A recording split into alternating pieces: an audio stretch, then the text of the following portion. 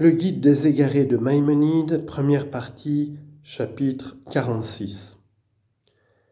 Nous avons déjà dit dans un des chapitres de ce traité qu'il y a une grande différence entre amener quelqu'un à la simple notion de l'existence d'une chose et approfondir son essence et sa substance.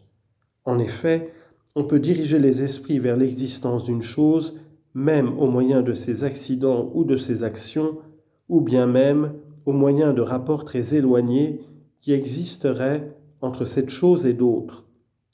Si par exemple tu voulais faire connaître le souverain d'une contrée à quelque habitant de son pays qui ne le connaîtrait pas, tu pourrais pour le faire connaître et attirer l'attention sur son existence, t'y prendre de beaucoup de manières.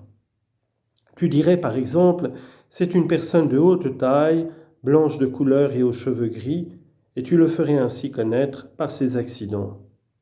Ou bien tu dirais, c'est celui autour duquel on voit une grande multitude d'hommes à cheval et à pied, qui est environné d'épées nues, au-dessus de la tête duquel sont élevés des drapeaux et devant lequel on fait retentir les trompettes. Ou bien c'est celui qui habite le palais existant dans telle ville de cette contrée. Ou bien c'est celui qui a ordonné d'élever cette muraille ou de construire ce pont. Ou enfin, tu le désignerais par d'autres de ses actions et de ses rapports avec certaines choses. Tu pourrais aussi indiquer son existence par des circonstances moins visibles que celles-là. Quelqu'un, par exemple, te demanderait « Ce pays a-t-il un souverain ?» Et tu répondrais « Oui, sans doute. » Mais reprendrait-il « Quelle en est la preuve ?» Le changeur que voici, répondrais-tu, est, comme tu vois, un homme faible, d'un corps chétif, et a devant lui cette grande quantité de pièces d'or, et cet autre individu corpulent et fort mais pauvre, se tenant devant lui, lui demande de lui faire l'aumône d'une obole, chose qu'il ne fait pas, le brusquant au contraire et le repoussant par ses paroles. Mais le pauvre, si ce n'était la crainte du souverain qui le retint, se hâterait de le tuer ou de le pousser en arrière, et prendrait l'argent qu'il a entre ses mains.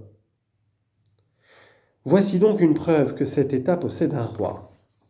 Tu démontrerais ainsi son existence par le bon ordre qui règne dans l'État et qui a pour cause la crainte qu'inspire le souverain et l'expectative d'être puni par lui. Dans tout ce que nous venons de citer pour exemple, il n'y a rien qui indique l'essence du souverain et sa véritable substance en tant qu'il est souverain. C'est là ce qui est arrivé dans tous les livres des prophètes et aussi dans le Pentateuque lorsqu'il s'agissait de faire connaître Dieu, car comme il y avait nécessité de diriger tout le monde vers la connaissance de l'existence de Dieu et de faire comprendre qu'il possède toutes les perfections, c'est-à-dire qu'il n'existe pas seulement comme existe la terre et comme existe le ciel, mais qu'il existe comme être vivant ayant la science, la puissance, l'action et autres choses qu'il faut croire de son existence et qu'on exposera plus loin, on a amené les esprits par l'idée de la corporéité à comprendre qu'il existe et par l'idée du mouvement à comprendre qu'il est vivant. En effet, le vulgaire ne considère que le corps seul comme une chose, une existence solide, vraie, indubitable. Tout ce qui n'est pas lui-même un corps, mais se trouve dans un corps, est considéré comme existant, mais d'une existence moindre que celle du corps, ayant besoin du corps pour exister. Mais ce qui n'est point un corps, ni ne se trouve dans un corps, n'est pas, selon ce que l'homme conçoit de prime abord, et surtout selon l'imagination, une chose qui est de l'existence. De même, le vulgaire ne se forme de l'avis d'autre idée que le mouvement, et tout ce qui ne se meut pas d'un mouvement spontané dans l'espace n'est pas vivant à ses yeux.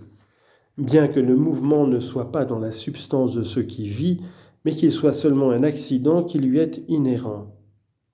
De même, la perception qui nous est la plus familière se fait par les sens, notamment par l'ouïe et la vue. Nous n'obtenons la science de quelque chose et nous ne pouvons nous figurer la transmission de l'idée, de l'âme d'un individu à celui d'un autre individu, si ce n'est au moyen du langage, c'est-à-dire du son qu'articulent les lèvres et la langue, et les autres organes de la parole. Lors donc qu'on a voulu aussi amener notre esprit à comprendre que Dieu perçoit et que certaines choses sont communiquées par lui aux prophètes, afin que ceux-ci les communiquent à nous, on nous l'a présenté d'une part comme s'il entendait et voyait, ce qui veut dire qu'il perçoit les choses qui se voient et s'entendent et qu'il les sait, et on nous l'a présenté d'autre part comme s'il parlait, ce qui veut dire que certaines choses sont communiquées par lui aux prophètes. Et c'est là le sens du prophétisme, chose qui sera exposée avec un soin particulier. Ensuite, comme nous ne comprenons pas que nous puissions produire quelque objet autrement qu'en le faisant par maniement, on a présenté Dieu comme agissant ou faisant les choses. De même encore, comme le vulgaire ne comprend pas ce qui est vivant, autre chose que ce qui est doué d'une âme, on a aussi présenté Dieu comme ayant une âme, ce qui, bien que le nom d'âme soit homonyme comme on l'a exposé, signifie qu'il est vivant.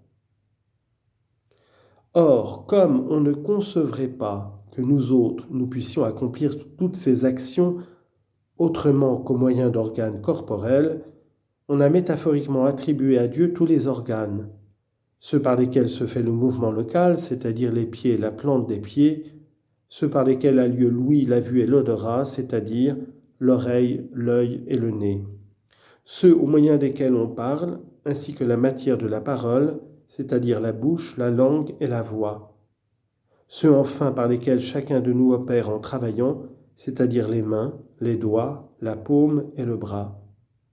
Il résulte de tout cela, en résumé, qu'on a métaphoriquement attribué à Dieu, qui soit exalté au-dessus de toute imperfection, les organes corporels afin d'indiquer par là ses actions, et que ces actions elles-mêmes lui ont été métaphoriquement attribuées afin d'indiquer par là une perfection quelconque qui ne consiste pas dans l'action même. Ainsi, par exemple, on lui a attribué l'œil, l'oreille, la main, la bouche et la langue, afin d'indiquer par là la vue, l'ouïe, l'action et la parole. Mais la vue et l'ouïe lui ont été attribués pour indiquer la perception en général. C'est pourquoi tu trouveras que la langue hébraïque met la perception d'un sens à la place de la perception d'un autre sens. Par exemple, voyez la parole de l'Éternel, Jérémie 2, 31, pour écouter, car ce qu'on a voulu dire par là, c'est saisissez le sens de sa parole. De même, vois l'odeur de mon fils, Genèse 27, 27, pour sens l'odeur de mon fils, car il s'agit de la perception de son odeur. C'est conformément à cela qu'il a été dit, et tout le peuple voyait le tonnerre. Exode chapitre 20, verset 15. Quoique d'ailleurs cette scène fût une vision prophétique, ce qui est une chose connue, proclamée par les traditions nationales. L'action et la parole lui ont été attribuées pour indiquer une influence quelconque émanant de lui, comme on l'exposera.